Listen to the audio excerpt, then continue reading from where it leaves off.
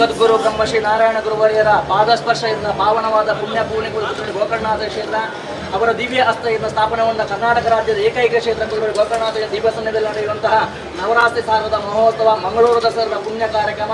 ಆ ತಾಯಿಯ ಮೇಲೆ ಭಕ್ತಿ ನಿಂತು ಆ ಪುಣ್ಯ ಕಾರ್ಯಕ್ರಮದಲ್ಲಿ ಭಾಗವಹಿಸಿದ್ದೀರಿ.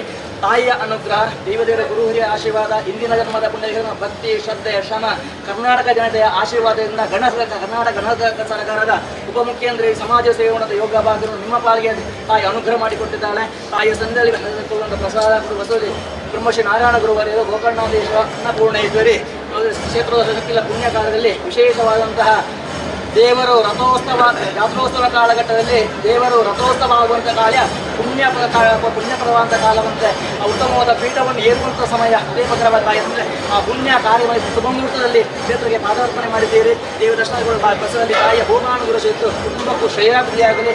ಮುಂದಿನ ದಿನಗಳಲ್ಲಿ ಸಹೋದ್ಯೋಗ ಸಂಪುಟದಲ್ಲಿ ನಿಮಗೆ ಪ್ರೋತ್ಸಾಹಕ್ಕೆ ಮುಂದಾಗಿದೆ.